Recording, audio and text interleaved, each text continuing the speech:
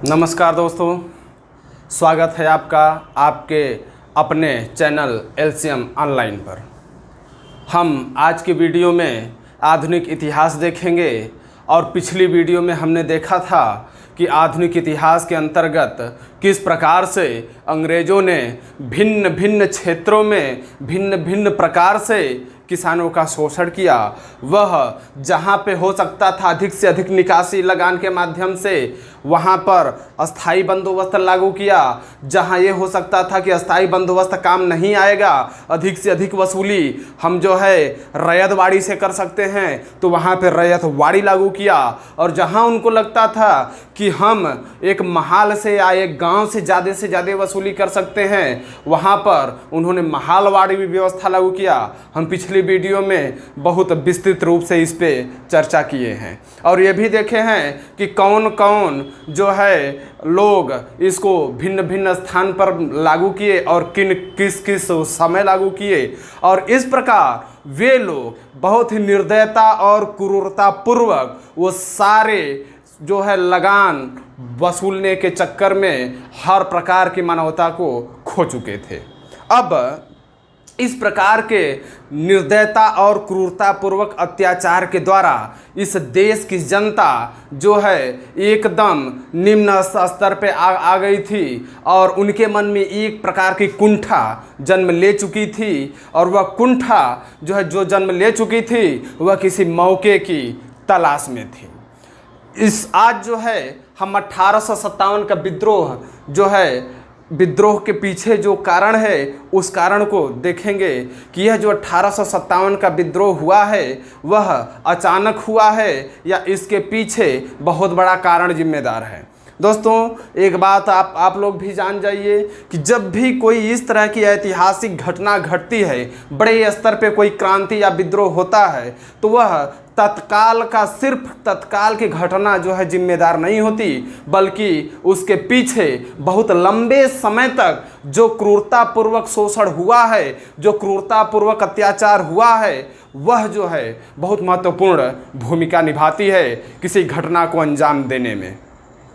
आज जो है उन्हीं महत्वपूर्ण कारणों की हम चर्चा करेंगे कि इस माँ भारती के किसानों के ऊपर, इस माँ भारती के मजदूरों के ऊपर और यहाँ के लोगों के ऊपर अंग्रेज़ों ने किस किस प्रकार से अत्याचार किए। और जब वह अत्याचार सहना कठिन हो गया दोस्तों, जब यहाँ के लोग बिना खाए मरने लगे, जो है जिस माँ भारती के चरणों में उन लोगों को भरपेट भोजन करने के बाद भी साल 2 साल के लिए वैसे ही अन्न भंडार में अनाज पड़े रहते थे, अगले साल सूखा पड़ जाए, अकाल पड़ जाए, फिर भी कोई दिक्कत नहीं होती थी। उस माँ भारती के यहाँ वहाँ के बच्चे, वहाँ के किसान, वहाँ के मजदूर आधा पेट खाना भी नसीब नहीं होता था। आप लोगों ने पिछले वीडियो में देखा होगा कि अस्थाई बंदोबस्त में किस तरह से जो है 10 में से 1 भाग जो है सिर्फ किसानों को मिलता था और 9 भाग जो है अंग्रेज उठा ले जाते थे।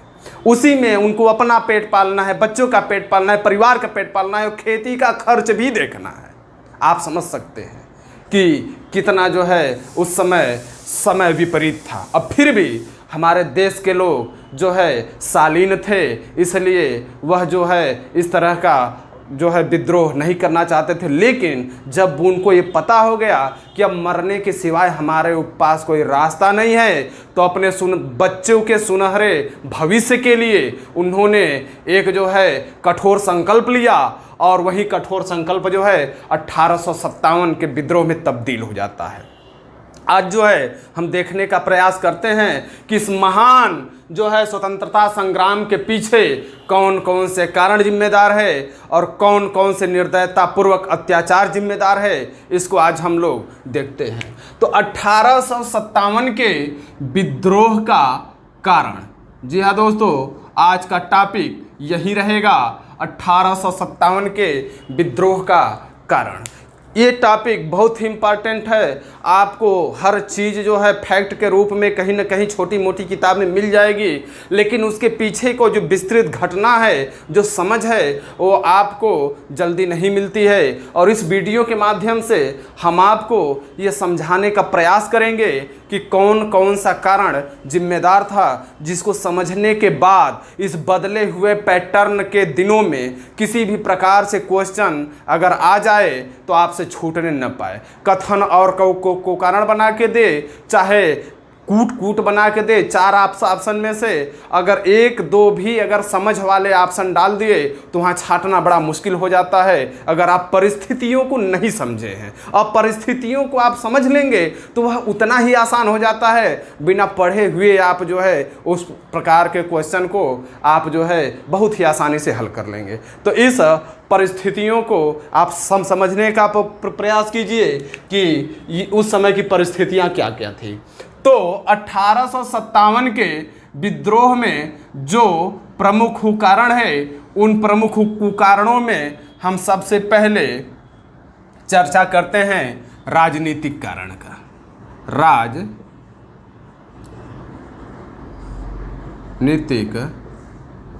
कारण का दोस्तों, राजनीतिक कारण। राजनीति में आप लोग जानते होंगे कि उस आज़ादी के पहले तो हमारे देश में साम्राज्यवाद था ही, और उस समय राजे राजवाड़ों के माध्यम से शासन होता था। जैसे जैसे ब्रिटिश सरकार का शिकंजा भारत में मजबूत होता जा रहा था, वैसे वैसे राजाओं के क्षेत्र को मिला करके ब्रिटिश साम्राज्य में मिला लिया जाता था, और धीरे धीरे राजाओं के अस्तित्व के ऊपर ही संकट खड़ा होता था।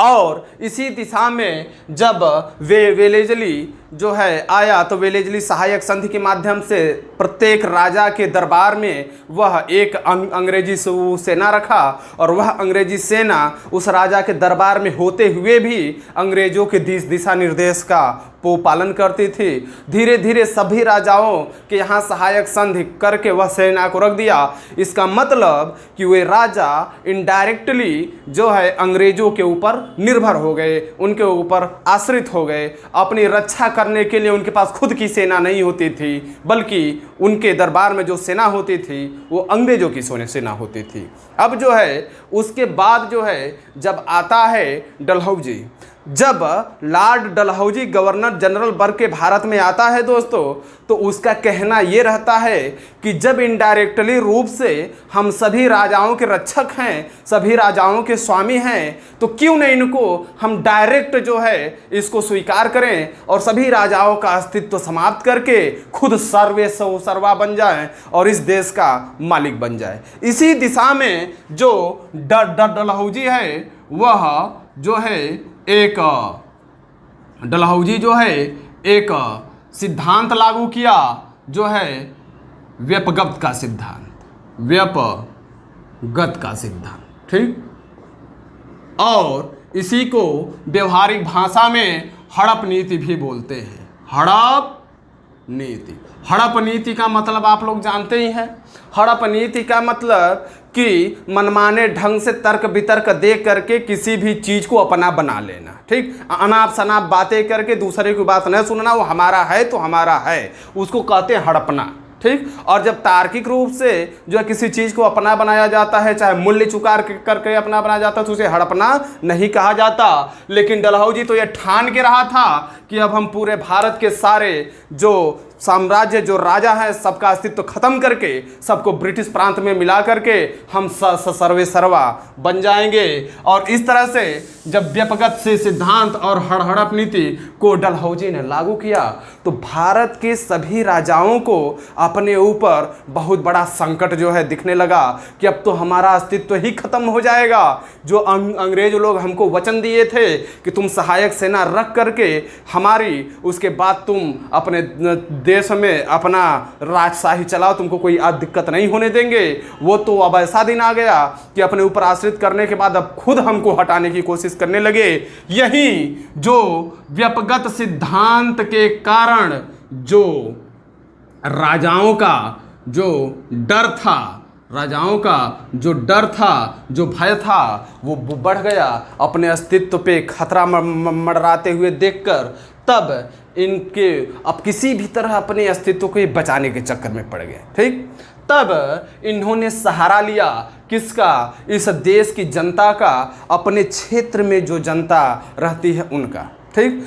तब इन्होंने कहा कि देखो मेरे क्षेत्र में रहने वालों की किसानों भाई, मेरे क्षेत्र में रहने वाले मजदूर, ये जो अंग्रेज हैं आपके ऊपर इतना अत्याचार किए, इतना जो है आपके ऊपर अस्थायी व्यवस्था, रैयतवाड़ी व्यवस्था, महालवाड़ी व्यवस्था, इसके बाद भी जो जो जुलाहे थे, जो मजदूर थे, सबके ऊपर जो है इस प्रकार का अत्याचार किए, कर वसूली किए, लगान वसूली किए, इसके पीछे हम जिम्मेदार नहीं है।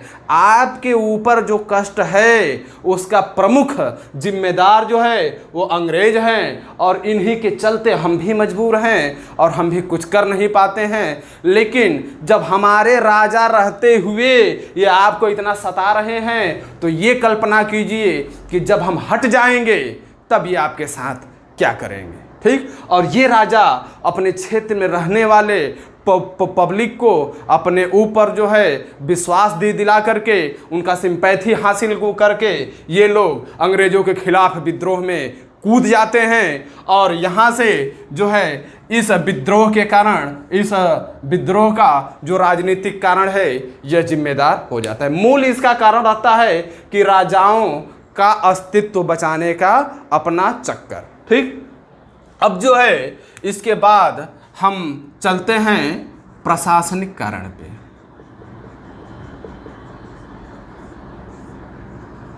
प्रशासनिक कारण, ठीक, प्रशासनिक कारण 1857 के विद्रोह में जो प्रशासनिक कारण है, हम उसके विषय में थोड़ा सा चर्चा करेंगे। देखिए, प्रशासनिक कारण मतलब जब इंग्लैंड यहाँ पे यूरोप में है, हजारों किलोमीटर दूर से अंग्रेज लोग भारत में आते हैं और भारत को अपना गुलाम बना लेते हैं। ठीक, लेकिन जब ये हजारों किलोमीटर दूर से भारत में आते हैं तो अपने साथ इंग्लैंड से भारी मात्रा में न तो प्रशासनिक अधिकारी लेके आते हैं और न ही सेना लेके आते हैं। ये जब यहाँ आते हैं तो कुछ उच्च वर्ग के लोगों को शिक्षित करके, अपने अनुसार गाइडलाइन करके उनको अधिकारी और सेना में भर्ती कर लेते थे। ठीक, और कुछ उसी प्रशासनिक क्षेत्र में कुछ अधिकारी अंग्रेज के हो जाते थे और कुछ अधिकारी भारतीय हो जाते थे। तो प्रशासनिक कारण किस प्रकार से जिम्मेदार रही, यहाँ पे आप देखेंगे कि प्रशासनिक कारण जो प्रशासन में अधिकारी होते थे वह कुछ भारतीय भी होते थे और कुछ अंग्रेज भी होते थे।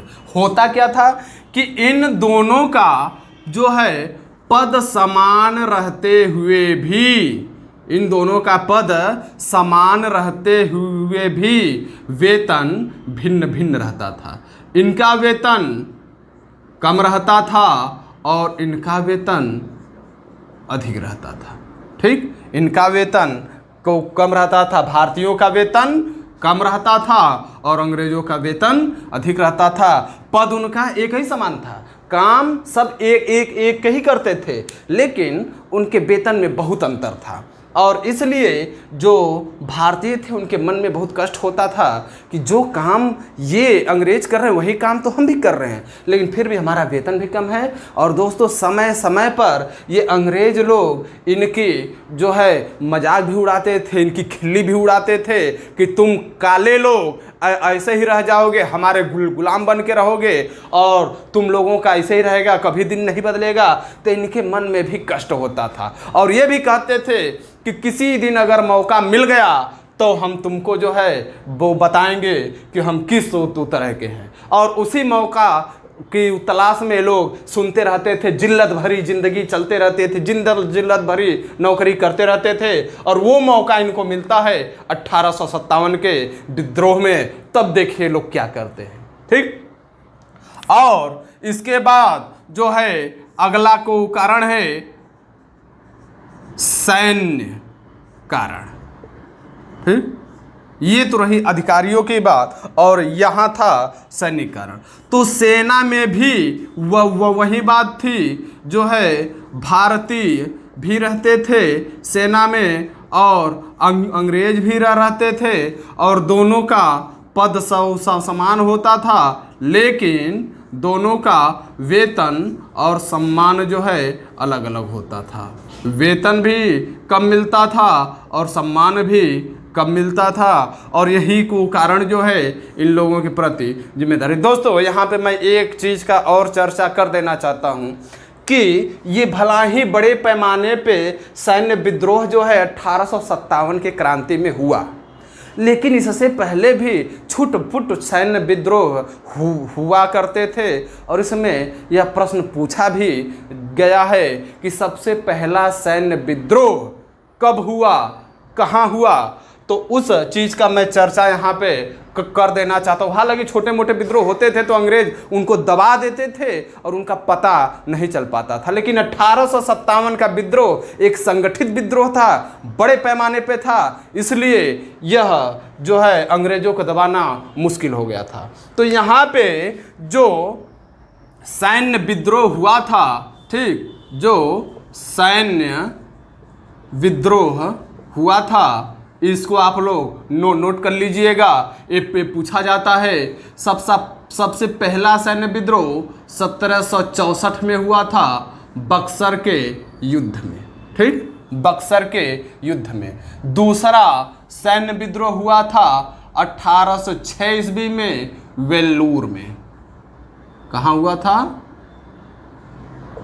वेल्लूर में, ठीक। और इसके बाद जो तीसरा सैन्य विद्रोह हुआ था वो हुआ था 1824 में बैरकपुर में। 1824 में बैरकपुर में, ठीक, 1824 में बैरकपुर में। अगर आपसे यह पूछेगा कि 1857 के पहले कौन सा सैन्य विद्रोह हुआ था, तो ऑप्शन में तीनों में से किसी का भी नाम दे दे, आप तीनों को ही सही कर सकते हैं। यदि ये पूछे कि सबसे पहला अंग्रेजों के खिलाफ होने वाला सैन्य विद्रोह कौन सा था, तो 1764 का बक्सर के युद्ध में। आप लोगों को याद होगा बक्सर का युद्ध एक बहुत भयानक युद्ध हुआ था, और उसमें जो है बक्सर के युद्ध में जो है तीनों संयुक्त सेनाएं जो भारतीय क्षेत्र की थी वो अंग्रेजों से पराजित हो जाती है। उसी युद्ध की बात है। उसी युद्ध में एक अंग्रेजी बटालियन जो भारतीय सेना की टुकड़ी थी वह अंग्रेजों के साथ जो है लड़ना अस्वीकार कर दी थी और उनके खिलाफ हो गई थी, और वहीं विद्रोह का चर्चा होता है। सबसे पहला विद्रोह हुआ था 1764 ईस्वी में बक्सर में, ठीक।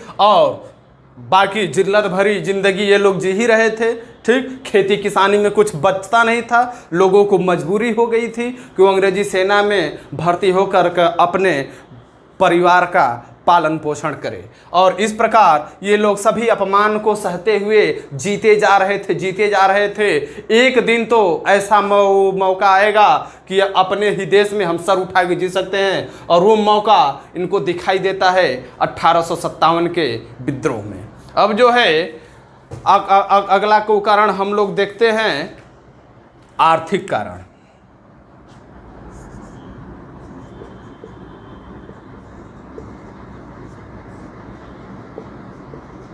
आर्थिक कारण दोस्तों, आर्थिक कारण को थोड़ा ध्यान से समझिएगा, क्योंकि आर्थिक कारण का कॉन्सेप्ट बहुत महत्वपूर्ण है, और आर्थिक कारण का कॉन्सेप्ट लेकर ही दादा भाई नौरोजी जी ने धन निष्कासन का सिद्धांत दिया un British rural in India नामक पुस्तक में।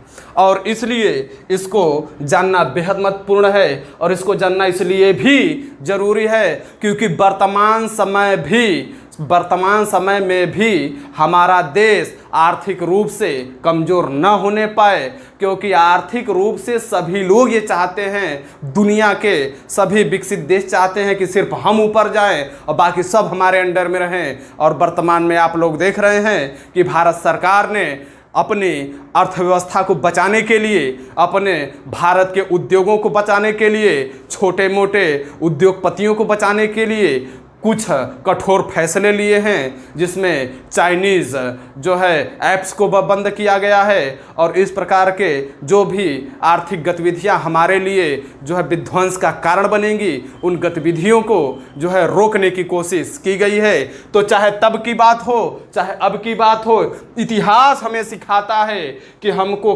कब किस तरह का डिसीजन लेना चाहिए। और इस प्रकार इस आर्थिक कारण को हम समझने की कोशिश करते हैं। यहाँ पे दोस्तों एक बात आप लोग समझ जाइए कि जब भारत में अंग्रेजों की शोषणकारी नीतियां चल रही थी, तो यहाँ से जो धन निकलता था दोस्तों, यहाँ से जो धन निकलता था, ये धन कहाँ जाता था? ये धन इंग्लैंड जाता था। और जब इंग्लैंड जाता था तो इंग्लैंड के लोग, वहाँ की सरकार ये बात जानती थी, क्योंकि इंग्लैंड का सपना क्या था? इंग्लैंड का सपना ये था कि पूरी दुनिया हमारे अंडर में रहे, पूरी दुनिया पे हम राज करें, हमारा साम्राज्य इतना बड़ा हो कि पूरी दुनिया उस साम्राज्य के अंदर में हो। इसलिए इंग्लैंड का इतना बड़ा सपना था।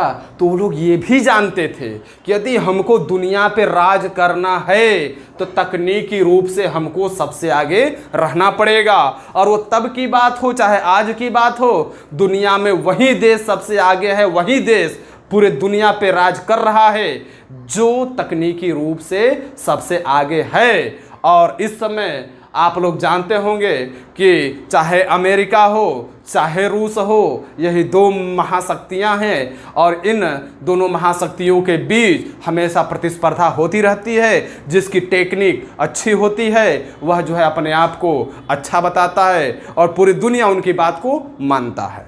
ज़्यादा चर्चा न करते हुए आप लोग ये समझिए कि इंग्लैंड के लोग तकनीकी रूप से पूरे दुनिया में सबसे आगे जाना चाहते थे और उस तकनीकी रूप से सबसे आगे जाने के लिए उनको आविष्कार करना था। उनको क्या करना था? आविष्कार करना था। और जब आविष्कार करना था तो आविष्कार मित्रों बहुत सारा धन लगता है, बहुत सारा धन लगता है। और यही भारत से निकाला गया धन इंग्लैंड के आविष्कार में सहायक होता है। उस दौर में आप देख लीजिए 19वीं शताब्दी के पूर्वार्ध में, मतलब कि 1800 से 1825 के आसपास जितने भी इंग्लैंड में आविष्कार हुए वह भारत के धन से हुए थे और सबसे ज़्यादा आविष्कार इंग्लैंड में हुए थे और सबसे ज़्यादा धन इंग्लैंड को भारत से ही मिलता था। तो भारतीय धन का इस्तेमाल करके ये लोग आविष्कार किए और आविष्कार करके ये लोग तकनीकी हासिल किए और तकनीकी के कैसी हासिल किए जो उस समय यूजफुल हो, जो उस समय इनको लाभ दे सके। दोस्तों हमेशा से ही चाहे कितनी ही विकट परिस्थिति आ जाए, दो चीज़ का बिजनेस कभी नहीं टूटता है, एक रोटी का और दूसरा कपड़े का। भोजन और कपड़ा ये हमेशा जो है कभी फेल नहीं होता। आज के भी दौर में, इस कोरोना वैश्विक महामारी के दौर में भी सिर्फ यही दो लोग जो है प्रॉफिट में है और सरकार भी जो है कि वो किराना स्टोर बंद नहीं करवा रही है, क्योंकि वो जानते हैं कि लोग खाएंगे ही नहीं तो फिर जिएंगे कैसे, और जीने के लिए खाना जरूरी है। इसलिए इंग्लैंड के लोग जो है यहाँ तकनीकी में उस समय इनको लगा कि सबसे ज़्यादा हमें जो फायदा है वह कपड़े से मिल सकता है, ठीक। और इसलिए ये तकनीकी आविष्कार किए और वहाँ पे कपड़े बनाने का मशीन बनाए, ठीक। और कपड़े बनाने का मशीन का आविष्कार किए। और जब कपड़े बनाने का मशीन का आविष्कार किए, उस समय जब यहाँ मशीन का आविष्कार हो चुका था, उस समय भारत में जुलाहे दिन रात मेहनत करके 6 से 7 दिन में एक धोती बुनता था, अपने हाथ से बुनता था और उस धोती से जो मजदूरी मिलती थी उस मजदूरी से वह अपने परिवार का पूरा भरण पोषण करता था और इस तरह उनकी आजीविका चलती थी। और दोस्तों जब इंग्लैंड में मशीन आ गई तो यह मशीन एक एक दिन में कई सौ मीटर को कपड़े जो है निकाल देता था। और जब यहाँ पे जब भारी मात्रा में कपड़े का उत्पादन होने लगा तो बहुत ही कम दाम में, वहाँ तो कोई मजदूरी लगनी नहीं थी, वहाँ तो एक हफ्ता का मजदूरी चाहिए नहीं, तो बहुत कम दाम में इस मशीन के द्वारा जो कपड़ा जो है उत्पादित होता था वह जो है भारत भेज दिया जाता था। ठीक, यह भारत भेज दिया जाता था। और जब भारत भेज दिया जाता था तब जो जुलाहे लोग थे, जो कपड़ा बुनकर लोग थे, जो रंगरेज लोग थे, वो सब के सब जो है बेरोजगार हो जाते हैं। ठीक, आर्थिक कारण को हम थोड़ा सा चर्चा कर रहे हैं क्योंकि ये घुमा फिरा करके आपसे पूछा जाएगा जरूरी। ये ऐसा दौर ही चल रहा है कि इतिहास के आर्थिक कारण को आप जानते हैं कि नहीं, कि हमारा देश किस प्रकार से गुलाम हुआ। ठीक, और इस प्रकार से जब यहाँ पे जो पावरलूम का आविष्कार हुआ, यहाँ पे लोग स्थापित किए और धीरे धीरे पूरे कपड़ा उद्योग ध्वस्त हो गए। और यहाँ के जो उद्योगपति थे वह भी बेकार हो गए, जो मजदूर थे वो भी बेरोजगार हो गए, और जो किसान थे उनकी हालत आपसे छुपी हुई नहीं है। किसान, मजदूर, उद्योगपति, राजे सब असंतुष्ट आपको देख रहे हैं। यहाँ पे सेना और यहाँ पे प्रशासनिक अधिकारी जितने भी भारतीय लोग थे, हर क्षेत्र में इन्होंने कोई कसर नहीं छोड़ी। हर प्रकार से उत्पीड़न किया, हर प्रकार से शोषण किया और हर प्रकार से इस देश को निचोड़ने का काम किया। अब जो है ये था आपका आर्थिक कारण। अब जो है हम देखते हैं कि आर्थिक कारण में ही आप को मैं पिछली क्लास में बता चुका हूँ। ये तो हो गया आर्थिक कारण में औद्योगिक कारण। ठीक, और उसके बाद आर्थिक कारण में ही आप लोग जो है उसको भी, जैसे अस्थाई व्यवस्था, पहले वीडियो में बहुत चर्चा इसकी हो चुकी है, इसलिए ज़्यादा चर्चा इसका करना यहाँ पे उचित नहीं है। ठीक, जो लोग इसको न देखे हो पिछली वीडियो में जा करके वहाँ पे बहुत ही विस्तृत ढंग से इसको समझाया गया है, वहाँ पे देख सकते हैं। ठीक, रैयतवाड़ी व्यवस्था और महालवाड़ी व्यवस्था। ठीक, यह भी आपका आर्थिक कारण में ही आएगा, क्योंकि जो किसान लोग थे उनका मुख्य रूप से जो है अर्थव्यवस्था वो कृषि पर ही निर्भर थी। वो कृषि से ही अपनी आजीविका चलाती थी, और जब कृषि जो है ख़त्म होने के कगार पे आ गई तो वह खुद जो है इससे असंतुष्ट हो गए, कंगाल हो गए। और इसलिए आर्थिक कारण में आपको दोनों लेकर के चलना होगा, एक तकनीकी कारण, एक कृषि वाला क्षेत्र। इसके बाद जो है अगला कारण हम देखते हैं धार्मिक कारण।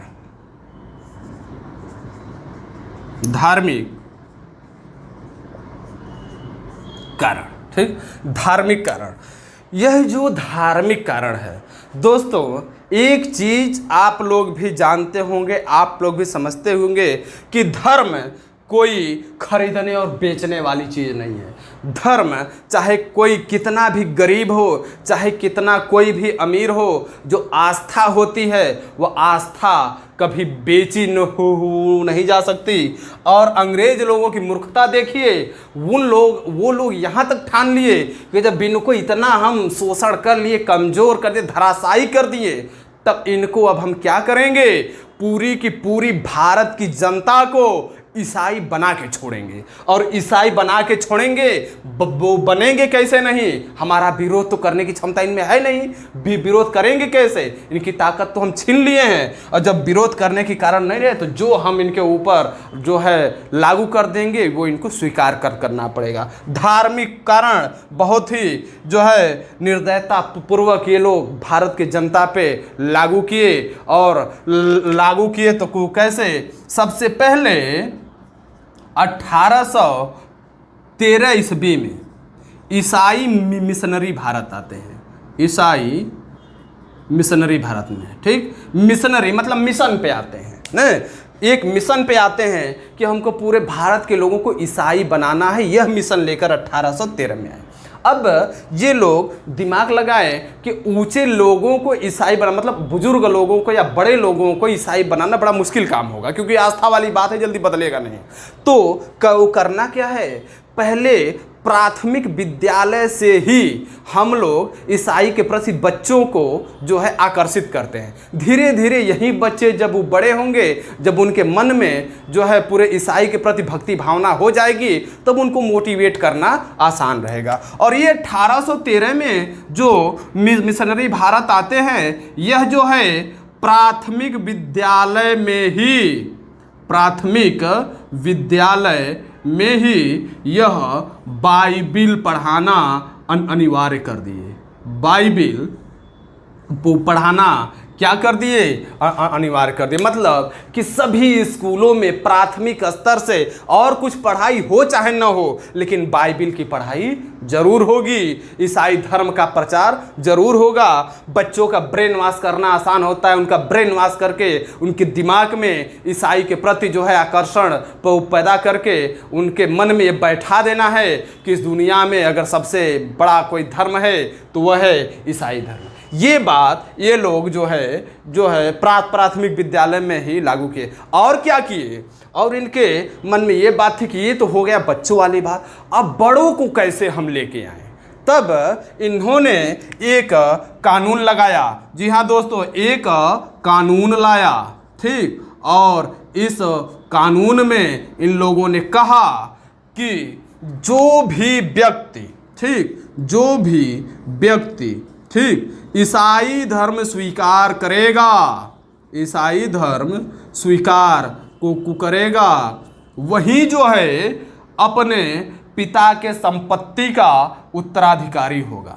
वही जो है पिता के संपत्ति का उत्तराधिकारी होगा। देखिए दोस्तों, किस प्रकार से ये लोग दिमाग लगाते हैं। ये सातिर लोग आस्था को भी नहीं छोड़ते, जहां इनका कोई लाभ नहीं है। ये सिर्फ ये चाहते हैं कि हमेशा हमेशा के लिए हमारे गुलाम बन के रहें। ये लोग ऐसा कानून लाए कि जो भी युवा वर्ग जो है ईसाई धर्म स्वीकार करेगा, उसी को उसके पिता की संपत्ति दी जाएगी। अगर ईसाई धर्म स्वीकार नहीं करता है तो उसके पिता की सारी संपत्ति ब्रिटिश साम्राज्य में हड़प करके मिला ली जाएगी। इस प्रकार जो है आप लोग जो है इसको समझ सकते हैं कि किस किस प्रकार से ये लोग जो है हमारे देश के लोगों पे अत्याचार किए। कोई क्षेत्र नहीं छोड़े जिस क्षेत्र में अत्याचार न हुआ हो। और जब इस प्रकार का अत्याचार यहाँ के लोगों पे होता है, माँ भारती के लोगों पे होता है, तो ये लोग अंतिम में आकर के अपनी सहनशीलता खो देते हैं और अपने बच्चों के सुनहरे भविष्य के लिए अपनी जान की बाजी लगाकर 1857 का एक ही बहुत भयंकर विद्रोह करते हैं। और इस भयंकर विद्रोह को हम देखेंगे अगली भी वीडियो में। इस वीडियो को देखना न भूलें और इसको इसी कॉन्सेप्ट पे आधारित रहेगा और यह आपके पूरे आधुनिक इतिहास का पूरा जान है। इसलिए इसको बेहतर ढंग से देखिए, बेहतर ढंग से समझिए। इतिहास जानना आपका हक है, आपका अधिकार है। और इसी इतिहास को जानने के बाद हम लोगों के अंदर राष्ट्रीयता की भावना बढ़ती है और हमारा देश में एकता मजबूत होती है। जातिवाद धर्मवाद पे जो मतभेद दिन पर दिन बनाए जा रहे हैं, उस पे हम लोगों को एक होने का जो है एक दिशा मिलता है। आज के वीडियो में सिर्फ इतना ही। धन्यवाद। जय हिंद, जय भारत।